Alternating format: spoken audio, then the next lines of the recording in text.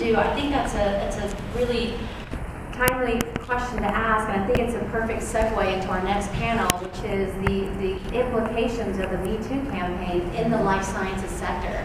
So what I'd like to suggest is for us to close out this panel and acknowledge the panelists and sharing their stories, and begin the next panel and invite the panelists to come up. If we can give a round of applause for these folks.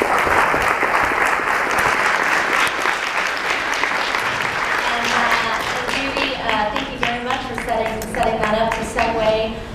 Dawn, Janella, Dr. Kay, thank you very much for being a part of this panel. And at this point, I'd like to invite our next panel to come to the stage and make this as seamless as we can. To Judy's point, what can we do? Now that we have the year of women, and I would submit it's the decade of the woman. We now have social media. We now have these platforms where women get to have a voice, where women get to hold men or women accountable for what happens in the workforce. It's a powerful, powerful mechanism to hold the world accountable. So with that, what I'd like to do is just pour right into introductions. I'm just going to do a brief introduction to our panelists. Hi, ladies. Hello. And if you could just introduce, we're going to go all the way. Amber, we're going to start with you first, and just introduce yourself. My name is Ann Randolph. I have a company that does consulting and advising, particularly in the area of strategic alliances and financing to emerging growth companies in the medical, healthcare, bioscience area. I have an interesting client, believe it or not, in Kentucky,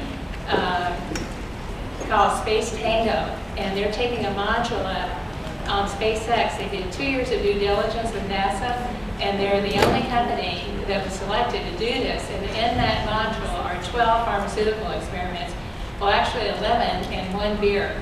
So it's quite an exciting company, and it's located in Lexington, Kentucky. Hence the Kentucky accent. Yeah, I just met Holly tonight, so we're already kindred spirits. I also just went off the board of San Diego World Affairs Council. I've served on about 14 or 15 corporate, private and public, and nonprofit boards. Good evening. My name is Alexis Gutierrez, and I'm an attorney. I'm an attorney with Fleming, Fletcher & Mack. And there, I head the litigation department and also head up the labor and employment practice group. Hi, Kathy Sundberg. I'm an HR consultant. I've worked with lots of different companies here in San Diego. I have a long career in HR, both inside companies as well as outside companies. Taught for a long time in the local universities, and very interested to be able to talk tonight about this important area. Hi, I'm Mary Kennedy. I've been in San Diego Biotech since the late 90s. And some of you may know I run the San Diego Biotechnology Network. So that's kind of my raison d'etre to help scientists. I also do life science marketing for companies. And I really wanted to thank Pam for putting on this event. And I wanted to point out that I really appreciate the first panel talking about their sexual harassment or gender discrimination episodes. And I think Pam will tell you she kind of had a hard time getting people representing biotech workers to be on this Me Too panel for a couple of reasons. And I will talk in generalities of things that have happened to me, but most of you may be afraid to get up here and talk about it. But I want you to know, that there are people who are coming and talk about it. But I would ask that if you're writing this up, to not put my comments in association with any company, because I could get retribution or litigation. So, thank you. All right, thank you. Now, as promised, We want to keep this as an exciting as a panel discussion as we can. I mean, after all, it is called #MeToo.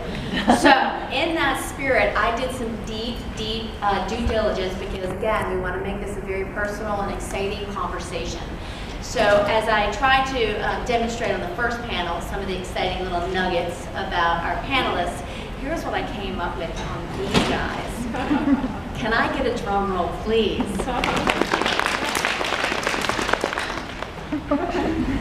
Okay, so let me tell you about Dr. Kennedy. Now, she was the one who actually founded San Diego Biotechnology Network and has run this for 10 years. How sensational is that?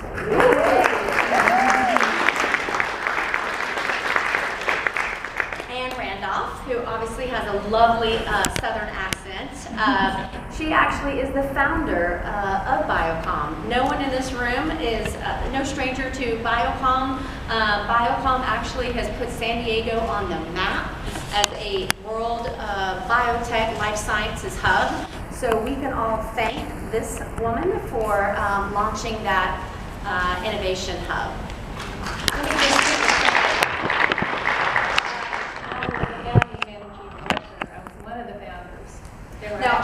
No, they weren't there.